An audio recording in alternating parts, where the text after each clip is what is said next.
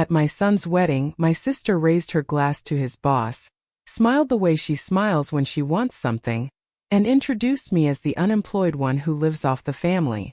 A fork stopped halfway to someone's mouth. A whole table of strangers turned to look at me. I laughed. I had practiced that laugh. Then the man beside her set his glass down on the linen, slow and careful, and I watched my sister's smile freeze on her face. None of them knew that man had spent 3 years trying to find me. My name is Nora Hayes. I am 46 years old. For most of that wedding, I stood near the edge of the reception hall with a glass of wine going warm in my hand. I have gotten good at edges. 3 years ago, I would not have known where the edge of a room even was because I was always at the center of one. I ran strategy for companies whose names you would know. I built the kind of career people study in business schools. I did it without a wealthy father or a soft landing anywhere. Self-made, they used to call me back when anyone bothered to call me anything at all. Now I was the woman by the coat check, watching my son Daniel laugh with his new wife. Nobody at that reception knew I had spent 2 years by a hospital bed. To them, I was Rebecca's older sister, the one who didn't have a job, the one you were kind to the way you're kind to a stray. I let them think it. I had learned that being underestimated is its own kind of quiet. But underestimation is a loan, not a gift.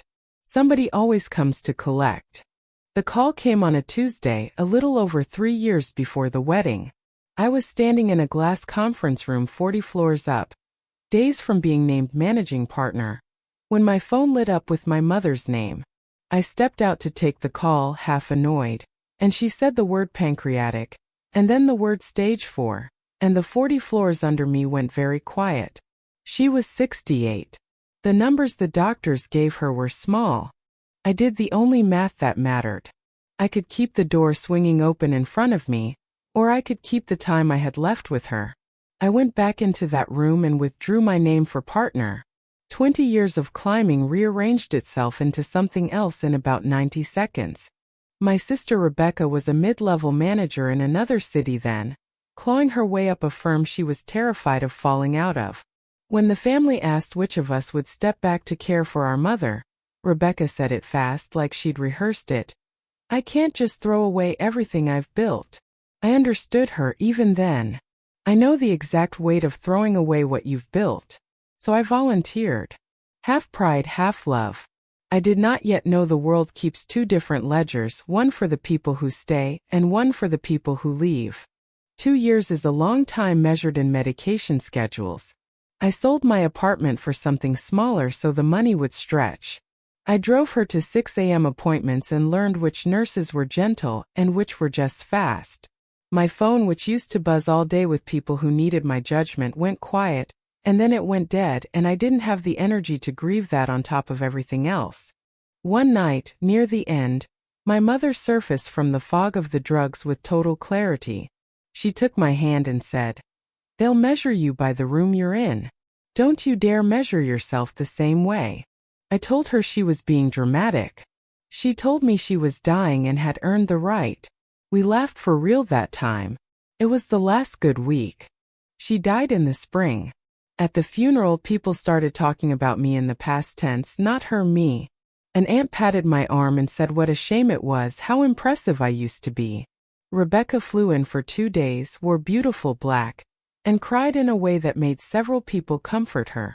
By the end of the reception, she had somehow become the grieving daughter, and I had become the tired woman who'd been handling things. I stood in my mother's kitchen holding a casserole dish, and felt the last 2 years being quietly rewritten by people who hadn't been in the room for any of it. A year passed. I did the paperwork of death, which is its own second job, and slowly I started sleeping again. Then Daniel called with the best news I'd had in years. He was marrying Julia, kind and steady, clearly good for him. Near the end of the call, my son got quiet, and then he said the thing that told me exactly where I stood now. "Mom, Aunt Rebecca's going to be there, and she's got her whole thing about you being between jobs. Can you just not engage with it? For me." He was terrified of a scene at his own wedding, and I could hear that he loved me and was ashamed of asking in the same breath. I said, "Of course, honey. And it cost me something I didn't have a name for yet, because in that one sentence, my own son had told me which sister was the problem to be managed. Not the one who mocked. The one who might mind being mocked. I asked him gently where he worked. He told me like it was nothing. Ashford Strategy Group. I kept my voice even. Rebecca had helped him get the interview. She was a manager there, and he was learning a ton as an analyst. I told him I was proud of him. I didn't tell him what that name meant to me because I knew Ashford. I had competed against them for a decade, beaten them on some pitches, lost others. Years ago I had built a framework, a way of mapping a company's real decisions against its stated ones, that spread through the industry the way good ideas do, uncredited and everywhere. Last I'd heard, Ashford had adopted a version of it wholesale, until it was just house knowledge, the kind no one remembers ever had an author. My sister had climbed her whole career standing on top of it without once knowing whose name had been on it. Least of all a sister she'd never asked a single real question about. I could have told him that night. I chose not to. I was too tired of being the woman explaining she used to matter. Let them find out or not. I was going to a wedding to watch my son be happy, and I owed no one my resume. The rehearsal dinner was Friday, in a private room where waiters folded your napkin the moment you got up. I wore the one good dress I'd kept from my old life and felt like a museum piece of myself. Rebecca walked in like she'd booked the place herself. New watch, new confidence, and within 10 minutes had a small court by the window, telling stories that all ended with her being right. All night she kept glancing at the door, waiting for someone more important than the rest of us to arrive. He never came to the dinner, but his name came up in every third sentence. My CEO, she kept saying. Richard is incredibly selective. She told a long story about a presentation she'd redone all night to win him over, and she said his name, Richard Bennett, the way some people say the name of a saint they're hoping will notice their devotion. She dropped it while looking at me, as if to measure the distance between a woman who reported to Richard Bennett and a woman who reported to no one at all. It was Julia's mother who asked kindly over the salad course, "And what do you do, Nora?" I opened my mouth to say the true thing, that I'd stepped back to care for my mother and was thinking about what came next. Rebecca answered before I got a word out. A light little laugh. Oh, Nora's between things right now. She's been between things for a while. Fondness wrapped around the knife, so anyone who flinched would look unkind for flinching. I said, "That's one way to put it," and let it drop because it was Daniel's weekend and I had promised. But I filed it. I stepped outside after the entree to breathe and Julia followed. She stood beside me in the cool air and eventually said, "Daniel told me you took care of your mom for a couple of years. That must have been really hard." That was it. That was the whole thing. Someone asking about the actual life I'd lived instead of the empty space around it. I told her a little. She said, "That's not nothing, you know. That's kind of everything." I had to look away at the string lights for a second. It is a strange thing to have your son's new wife be the first person in 3 years to hand you back a piece of yourself. The moment I keep coming back to happened over dessert, and it happened with paper. Julia's father mentioned, just thinking out loud, that he might need consulting help for his company someday. Rebecca moved like a shark that smelled the water change. She pulled out her business cards. Ashford Strategy Group embossed in navy, her name in clean type, and fanned them across the tablecloth toward him like a winning hand. Then she turned to me, let the pause sit long enough for the table to feel it and said, "Do you have one to give them, Nora? Anything at all." The table went quiet in that specific way. Everyone understood the question wasn't about business cards. It was about whether I existed. I didn't have one. I'd left my old cards in a drawer 3 years ago, along with the rest of that life, and hadn't made new ones because I didn't yet know what they'd say. I sat there empty-handed in front of my son and his new family while my sister's little navy cards lay fanned across the linen like proof of who was real. I smiled and said no. Fresh out. Rebecca smiled back, satisfied, and the dessert plates came, and the moment passed for everyone but me. If you have ever sat holding nothing while someone spread their little cards like a winning hand, you know the exact sound that silence makes. Tell me in the comments, did you smile too the way I did? That night, alone in my apartment, I took down an old photograph from the top of the closet. My mother and me at an industry conference years back, both laughing at something outside the frame. She used to fly in just to sit in the back of rooms where I was the expert. I sat on the floor and asked myself the question I've been outrunning for 3 years. If I don't produce anything, am I anything? It's an ugly question to catch yourself asking because it meant some part of me had started doing Rebecca's math, the world's math, the arithmetic that says a woman with no title is a woman with no worth. My mother's voice came back to me from that last good week. Don't you dare measure yourself the same way. I put the photograph in my purse. I didn't know why. I just wanted her at the wedding. The morning of the ceremony, Daniel came to me in a little room off the Vineyard Chapel, the ends of his tie hanging loose, wearing that helpless look he's had since he was 6. I stepped in and tied it the way my own father taught me. He looked at me in the mirror, both of us reflected, and his face crumpled just slightly. Mom, about what I asked you on the phone. That wasn't fair of me. I told him it was fine. I told him this was his day, and I would not be a single ounce of trouble in it. That was a promise and I meant it as a gift, not a sacrifice. What I didn't know yet was that peace was not going to be mine to keep or break. Someone else was going to reach for the pin. The reception was held in a long open-sided hall, grapevines climbing the posts, string lights against the dusk. I was seated well back, with a great-aunt and 2 of Julia's college friends, at a table for the people the day wasn't performing for. From there, I watched Rebecca orbit a man in his 50s, silver at the temples, calm in the way genuinely powerful people are calm. She refreshed his drink. She laughed half a second too long at whatever he said. I didn't need an introduction to know this was Richard, the CEO, the saint whose name she'd worn like perfume all weekend, and that Daniel worked under him, and that Rebecca had decided tonight was her chance to shine in front of him. I sipped my warm wine. Then Rebecca looked across the hall, found me, and started walking my way with the man in tow. I knew what was coming the way you know weather. She crossed the hall with Richard Bennett at her elbow, steering him toward my table, and I understood I was about to be used as scenery. She wanted to show her CEO how gracious she was, how far she had risen above her poor between-job sister. Some people build themselves up. Rebecca had only ever learned to build herself up by standing on someone. Tonight, the someone was me, in front of the most important man in her professional world. I set my glass down. I straightened my back the way I used to before walking into a hostile boardroom. Julia across the room saw the trajectory and started moving too, though she was too far to matter yet. Rebecca arrived at my table glowing, gestured at me with an open hand like a hostess presenting a curiosity, and turned to the calm, silver-haired man to make her introduction. "Richard," she said, bright as a bell. "This is my sister I was telling you about. Nora, the unemployed one, lives off the family. She's been between things for years now. Bless her."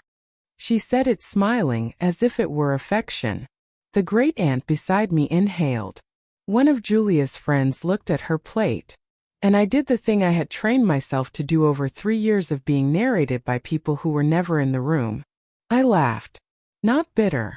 Almost gentle. Then I looked at the man and said the truest, quietest thing I could. The thing that closed a door behind me even as I said it. She's right. I don't have a title anymore. I meant it as surrender in that first second.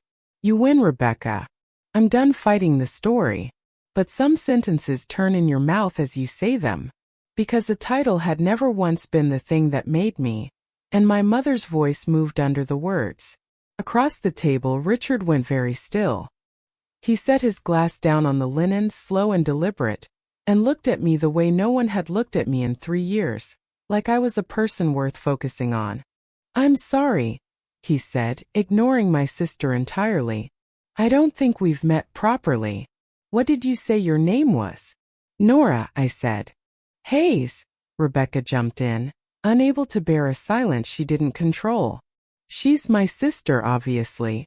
Richard's eyes didn't leave my face. Nora Hayes. He said it slowly, and I watched something surface behind his eyes. A file pulled from a deep shelf. Not the Nora Hayes. Not the one who wrote the decision mapping framework. The great-aunt looked confused. Rebecca's smile developed a hairline crack, because those were not words she had ever expected to hear attached to the sister she'd spent years shrinking. I wrote a version of it, I said carefully. A long time ago. Richard exhaled, almost a laugh, and shook his head. A long time ago. My entire analytics division still runs on your long time ago. He told it simply, which somehow made it worse for Rebecca, that Ashford had adopted my framework years back, that it was, in his words, the backbone of how the firm made decisions, and that when he'd taken over as CEO 3 years ago, the first outside hire he'd wanted to make was the woman who built it. Every recruiting cycle, I had my team put your name back at the top of the list. You'd gone completely off the map. No firm, no board seats. I couldn't understand how someone that good just vanishes. My mother got sick, I said evenly.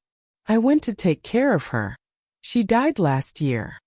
The words landed in that quiet hall with a weight even Rebecca couldn't talk over. Richard looked at me for a long moment. So while I had a team searching every firm in the country for you, you were where exactly? At a hospital. Then a funeral. Then figuring out what came next. He nodded slowly, something shifting from professional interest into something closer to respect. Beside him, my sister had gone the specific shade of gray that comes when a story you've told for years collapses in front of the one person you most needed it to hold. She had a choice in that moment. There was a version of this where she recovered gracefully, where she said, "Of course I'm proud of my sister, look what she stepped away from." But Rebecca had spent too many years needing me small to stop reaching for the shears even as the ground gave out beneath her. She laughed, nervous. Well, I mean, that was ages ago, Richard. She's not really in the industry anymore. You know how it is. The field moves on. She said it to diminish me reflexively, the way you'd sweat at a wasp. But she said it to her CEO, about a woman he had just called the backbone of his firm, having introduced that same woman as an unemployed loser who lived off the family. Richard turned his head slowly and looked at her, really looked the way you look at a document you're reading a second time and catching what you missed the first. The warmth left his face. Not into anger. Into something colder and more final. Rebecca, he said, quiet enough that people leaned in without meaning to. I've heard how you talk about people at the office. I told myself it was ambition. Sharp elbows.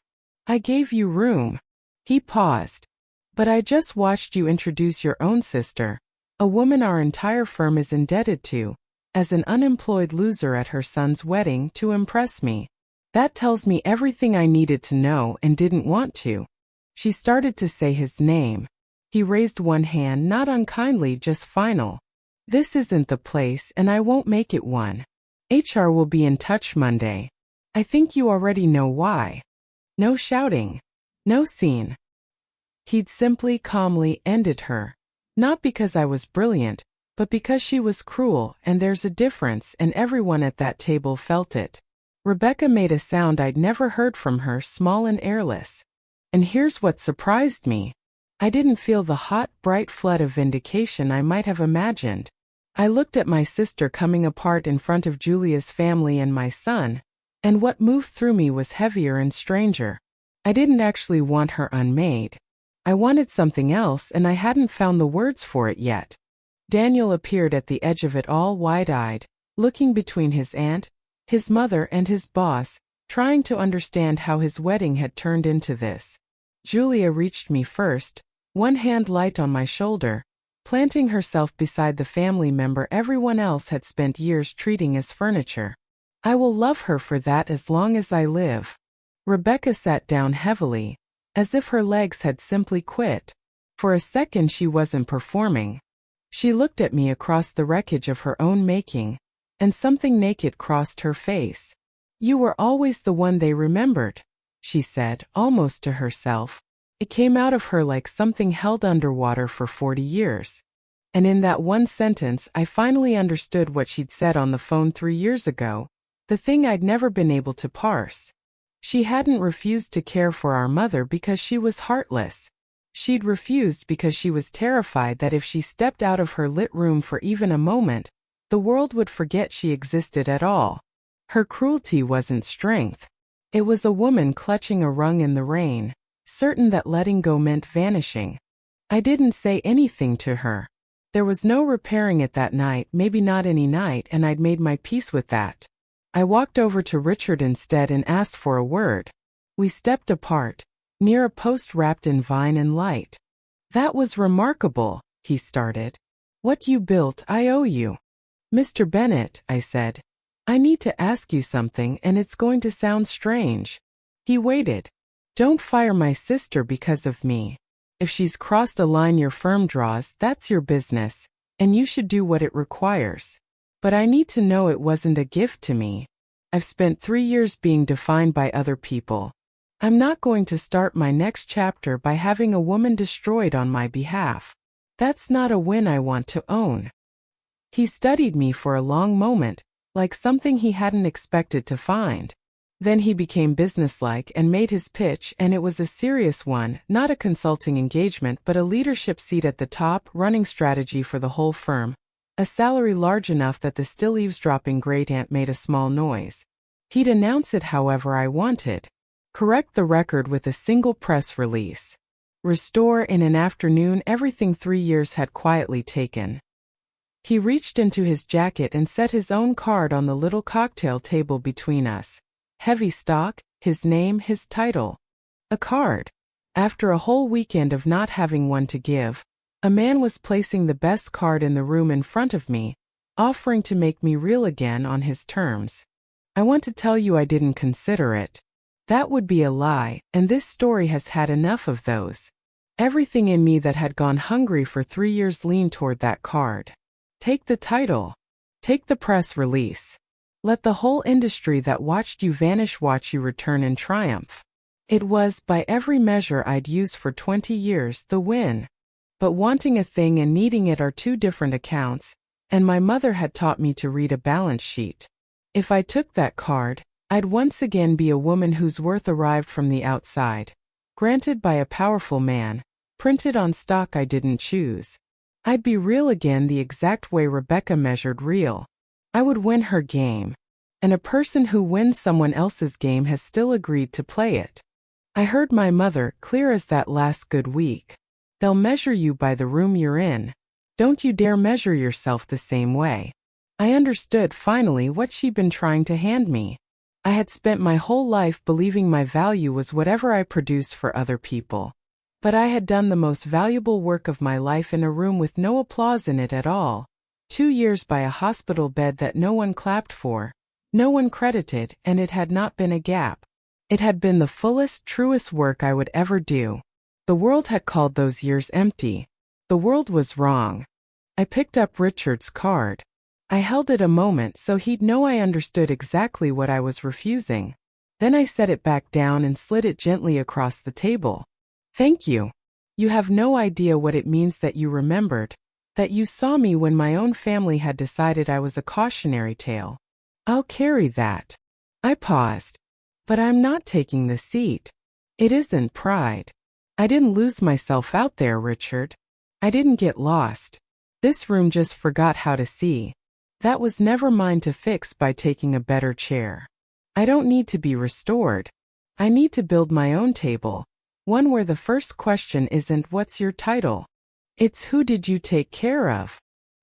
He laughed softly, put his card away and said, "Most people take the chair, Nora. In 30 years, you're the first one I've offered it to who'd rather build the room." He put out his hand. "Then I'll be your first client. And I heard you about your sister. What I do about her, I'm doing for my firm, not for you. That distinction is yours to keep." I shook his hand.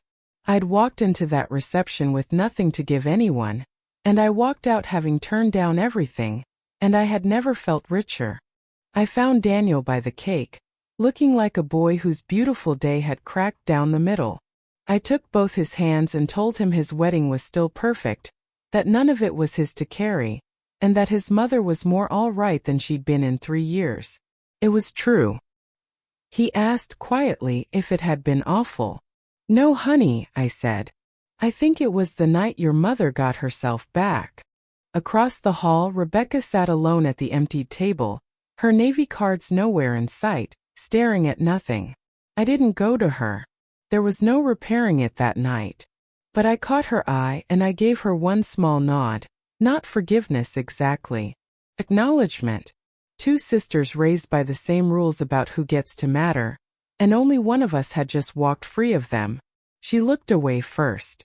Later, when the dancing started and no one needed me, I stepped into the vineyard dark and took the photograph out of my purse. My mother and me at that old conference, laughing at something outside the frame. I told her quietly that I'd finally understood what she'd been trying to give me, and that I was sorry it took so long. 3 years I had walked out of rooms feeling myself grow smaller in the doorway. That night, I walked out of one feeling exactly my own size for the first time since she died. That was a little over a year ago. I built the table I told Richard about, Hayes strategy, small and deliberate, 3 people and a handful of clients.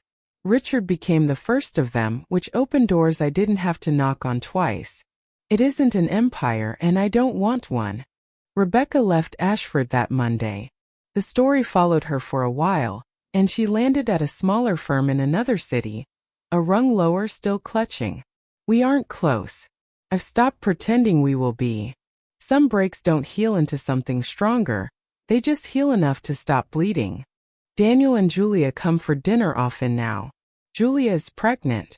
My son hugs me like a man who knows exactly what his mother is worth. Last week I interviewed a woman who'd been out of work 3 years, caring for her father. Her hands shook when she reached the gap on her resume, braced for the usual question. I didn't ask about the gap. I asked her to tell me about her dad. She started to cry and then she started to talk, and I knew I'd hire her before she finished. A card, a laugh, a quiet man setting down his glass. If there's a quiet woman in your life holding more than the room can see, tell her today.